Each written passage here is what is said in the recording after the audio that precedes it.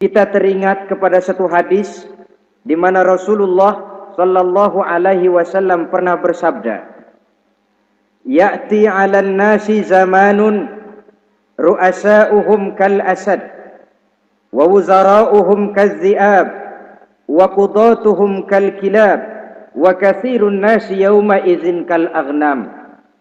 Pada satu saat, kata Nabi, akan datang di tengah masyarakat manusia di mana pada masa itu muncul pemimpin-pemimpin yang bertingkah laku seperti singa. Ru'asa'uhum kal asad. Pemimpin-pemimpin mereka bertingkah laku seperti singa. Saudara kenal singa? Saudara boleh periksa. Di mana ada hutan, singa selalu menjadi raja. Padahal hutan belum pernah bikin pemilihan umum. Tapi yang namanya singa tidak pernah peduli. Ada pemilihan umum atau tidak, raja hutan tetap singa. Kenapa? Karena singa menjadi raja di hutan bukan berdasarkan kebenaran, tapi karena kekuatan. Karena kuat, maka dia naik jadi raja. Soal benar atau tidak, soal lain. Maka sebagai akibatnya, setelah si singa ini naik menjadi raja hutan, dia bukan melindungi rakyatnya, malah makanin rakyatnya. Coba saudara lihat di hutan. Kambing rakyat hutan dimakan oleh singa. Ayam rakyat hutan dimakan oleh singa. Sapi rakyat hutan dimakan oleh singa. Inilah akibatnya karena singa naik berdasarkan kekuatan. Setelah naik bukan melindungi rakyatnya, malah makanin rakyatnya. Mental semacam inilah yang dimiliki oleh Raja Namrus laknatullah alaih.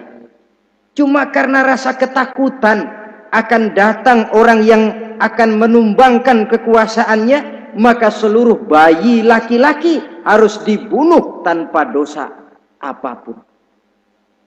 Itu akan datang di tengah masyarakat manusia, muncul pemimpin-pemimpin yang mentalnya seperti singa. Lah kalau yang jadi pemimpin sudah seperti singa, wa wuzara'uhum kaz-zi'ab. Yang jadi wazir, yang jadi menteri, kata Nabi, lagunya seperti serigala. Nyetel ini. Kalau sudah pemimpin seperti singa, yang jadi menteri seperti serigala. Apa serigala itu? Saudara tahu dalam dongeng anak-anak, serigala itu kan binatang yang paling licik.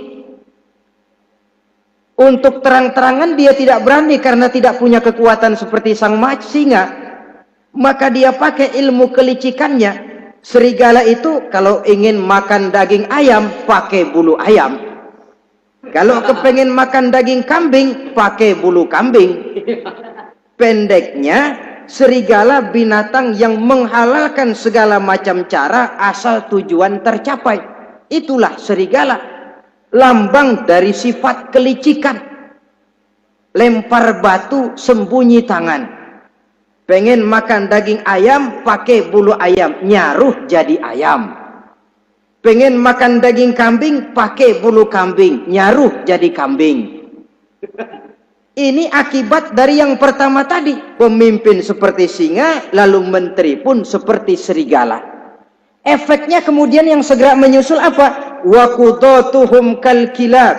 Kalau pemimpin sudah seperti singa, menteri sudah seperti serigala, wa qudatuhum kal kilab, akan muncullah para penegak hukum yang mentalnya seperti anjing.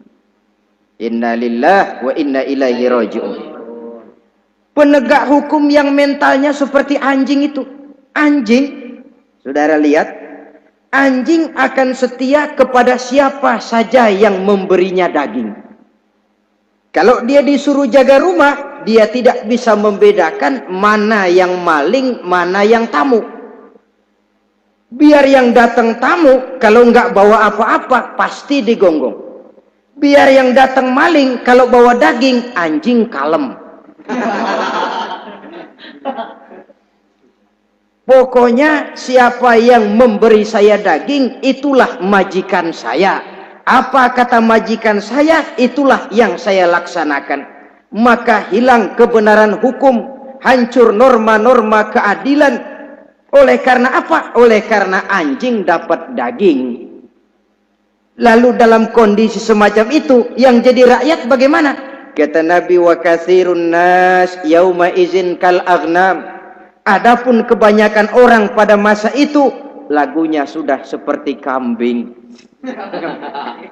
Saudara, kambing itu binatang yang cuma menang groyokan dan tidak punya alternatif. Namanya kambing, digiring ke lapangan embe. Betul kan? Betul. Digiring ke kuali embe. Dikasih makan rumput embe. Sampai pun mau dipotong masih embe juga. Tidak punya pilihan lain si kambing ini, tidak punya alternatif lain. Kondisi semacam inilah yang terjadi di masa pemerintahan Raja Namruz laknatullah alaih.